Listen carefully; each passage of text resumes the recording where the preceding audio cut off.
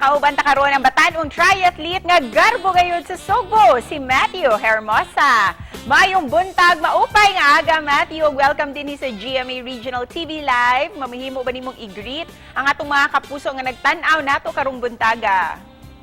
Mayong buntag sa tanan natong mga kapuso viewers, and thank you for having me here today.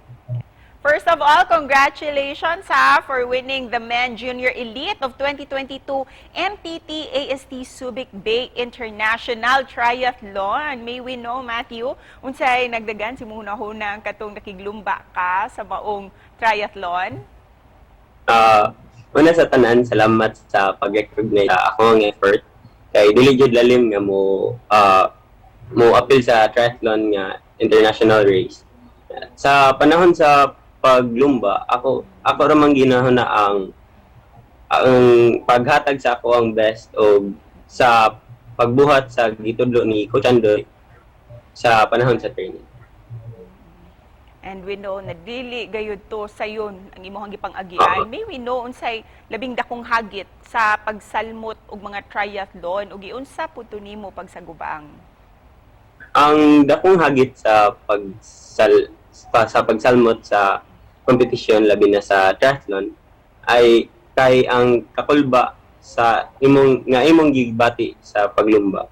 Kay wala ka kahibalo sa abilidad sa imong mga kontra.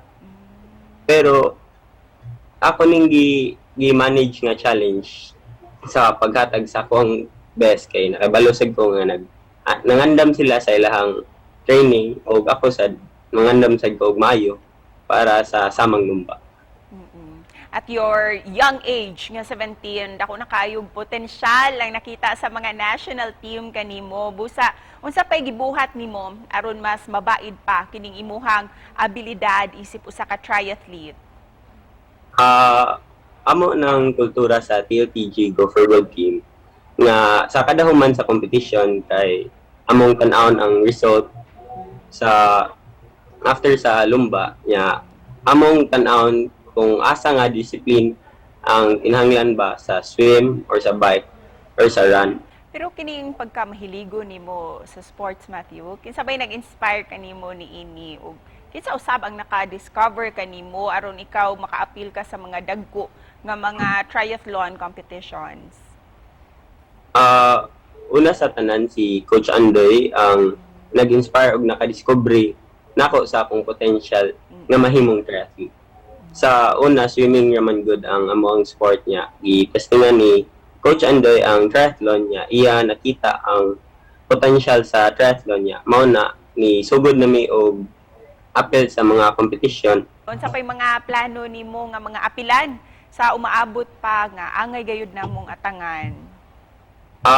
Ang akong pinakadako nga plano nga gusto na kong maabot kay ang naabot ni Kuya Kim ang Southeast Asian Games nga tugot pohon sa Ginoo nga maka-qualify para Olympics. We will pray for that, and Cebu will always support you, Matthew. Busa isip pa na post unsay mensahe nimo para sa ato ang mga kapusong bisdak nga nagtan-aw karong buntaga? Salamat sa kapusong bisdak sa pagsuporta og sa pagtan-aw karong buntaga. Thank you kayo, and magpasalamat siguro sa Ginoo sa pagiya sa lumba og sa gipahuwam nga ko og sa ako ang Go for Gold team og sa akong pamilya. Initabang og sa akong skillahan nga para spring. Thank you. Og daghang salamat usab kanimo, Matthew. Daghang salamat and Godspeed kanimo. Thank you.